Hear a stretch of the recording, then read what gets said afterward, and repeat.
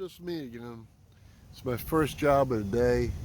It's fall. You know, it looks kind of gloomy, but actually the temperature's perfect. Long sleeve t-shirt. I wanted to show you my most used tool that I carry on my truck. Okay? I don't care if you're a stump grinder or a lawn guy or, you know, tree guy, or even, hey, you know, you got a tractor service or skid steer service. This tool, and it's from Harbor Freight, okay? This is my most used tool. And you know, it's 2 years old. It's starting to get a little wore out, but I'm going to try to make another part of this video to where I show you how I fix that. All right, let me turn around and show you this. All right, there it is. It's the 1/2-inch drive Pittsburgh Extendable Ratchet. You know, you pull back on this collar and it extends out. Hell, I could carry this in my back pocket and use it as a weapon, huh? Kind of like the cops do with that extendable baton. Yep, just joking, just joking. Anyway, I use this tool a lot because, you know, let's face it, Saturday I was doing a job, we hit some concrete, my teeth are really, you know, took some abuse, so I'm going to do some rotation, and it just goes over my nuts. Yeah, I know, don't say it. Anyway, and I'm able to break bolts easily because it's extended, you know, leverage. Okay, same thing, extend it out, and anyway, it's a quick thing on it, but I will show you some. Excuse my frogginess this morning. It's the allergies. It's starting a little bit of sideways motion in there. See, it's starting. It's 2 years old. I use the crap out of this thing. I use it every day. So, and I got a little sloppiness here, I think here on the dial. It's a little loose, whatever. It's okay. I'm not going to repair it. I'm going to show you later on. Later on today, I'm going to take it, walk in, and hopefully if they got it in stock, because, you know, stock's been low since the Corona crap. Walk in and walk out. And why I love Harbor Freight. And why you should have this tool in your toolbox. I'm not endorsed by them or anything. I'm just saying, you know, whether you got a green wheel or you run yellow jacket teeth or even a new river teeth, you know, that the bolts behind here, the extra, you know, let me throw this out here, one-handed, the extra leverage you get from having that really makes a difference. So that's why I recommend it. Put it in your box, especially if you're new to the business. It makes life easy. It really does. And you know, I used to use that also. It's a big thing to take off my nuts here on to take off my duals. Well, I carry a different tool. I carry that Earthquake 1/2-inch impact. I charge it up. Thing lasts for months because, you know, I'm only using it for a second to take off my wheels. So if you got a machine that you gotta, you know, has duals on it that you gotta take off wheels, I actually recommend it. It hasn't broke on me. I've had that one for 2 years. Anyway, just a short video on that, and let's see what happens later on today when I'm on my way home and I'll stop at Harbor Freight, or if I'm out doing another stump and I'm around a closer Harbor Freight, I'll swing in, see what they got, and then I'll start the video up, see if they exchange it, and I know they will, but see if I get any fluff over it, you know what I'm saying. Anyway, thank you so much for all the comments and everything that you guys do on my videos. Thumbs up to you, and there'll be a sticker question at the end, you know, a movie question or a car question. Anyway, hang around. See you in a little bit. Well, we pulled up, walked in. 5 minutes later, they had one in stock. No questions asked. You just sign a piece of paper, you walk out with it. You know, you can't complain, you know. And you know, I can't sit here and tell you that I didn't abuse that tool. Hell, I use it. I use the crap out of that tool.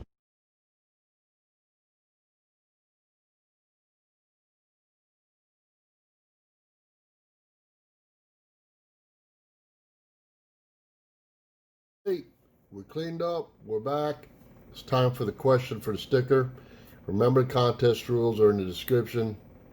You can be from anywhere in the world, and win a sticker. The first two people that answer the question properly in the comments, you know. And if you are a winner, then all I ask is this. I'll send you the sticker. You take a picture of you with the sticker or where you put the sticker and email it back to me. You know, and I put you up and immortalize you on the back of one of my videos here. It's my way of giving back to you and to say thank you. And please remember, you got to like, you got to make the comment, and you got to be a subscriber in order to win. Okay? So, and thank you to everybody that subscribed, that gave me the thumbs up and all the great comments. I answer every one of them the best I can. And if I don't know the answer to it, I try to find it. And if I still can't, I'll get back to you and say, hey, I really don't know. You know, you guys have been great to me. I know it's been a rough year with the elections and stuff. Whatever, don't worry about it. You're blue collar. You'll make it. You'll always do well. Okay? It's the guy that sits up in an office somewhere that doesn't know how to turn a wrench or a screw or whatever. He's screwed. Anyway, that's just me. Sorry about that. But anyway, question. It's a 3-part question. It's very easy to find out. Okay? Ford came out with a motor that they use now. It's called a Coyote motor. I want to know what year it first came out in a Mustang. Remember, first year it came out in a Mustang. And I want to know what the horsepower was when it first came out and what the torque was.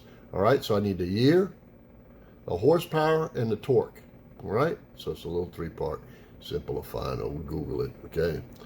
And I really want to thank everybody. Thank everybody for, you know, taking a few minutes out. I don't get endorsed by Harbor Freight, okay? I don't get anything free from them, okay? It's just they're down there near me. They're really good to me.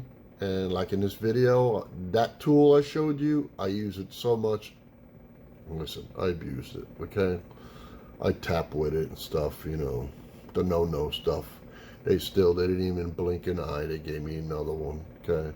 I'm a loyal customer for that because the customer service there. I walk in, they freaking know my name and say, hey, how you doing? It's kind of nice, you know. Nowadays, you go in a place, you're just a number, okay?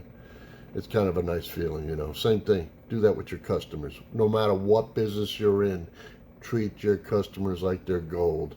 Even if they're a butthead, treat them nice. They can't say nothing bad about you. They threw all that nastiness out, and all you gave them, you poured coals of kindness down their back. What are they going to say bad about you? Nothing, right?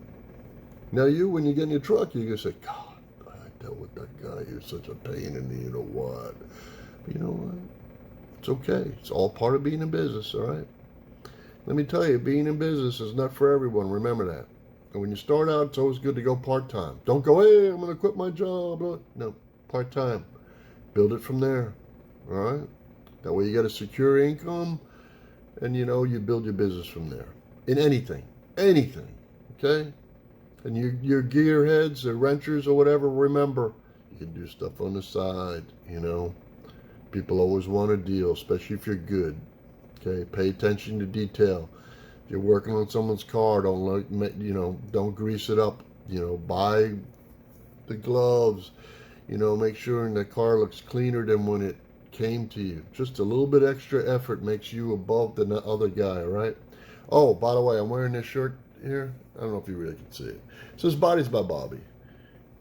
It's the best buddy of mine. I work out with him 5 days a week. I've known him for 30-something years. I painted his first Corvette back in the day when I used to be a painter.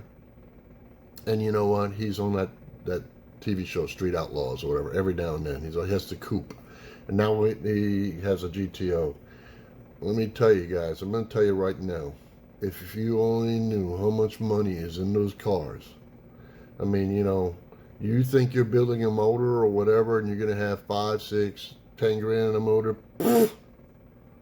30 grand for a motor, 40 grand for a motor that may only last freaking one run down the track. It ain't for me, okay?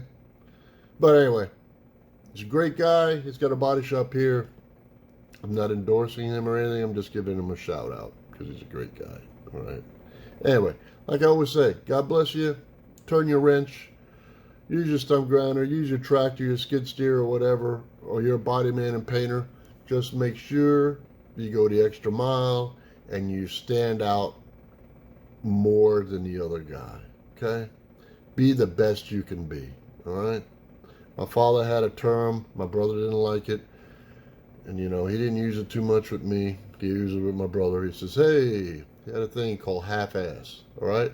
He said, don't ever do anything half-ass. That means don't do anything halfway. Okay. All right. Take it. Do it right the first time. If you know a bolt's broke or something like that, take it out, replace it, do it right. All right. That's just my words to you. All right. Have a good one. All right. Once again, God bless you and have a good one. See you next time.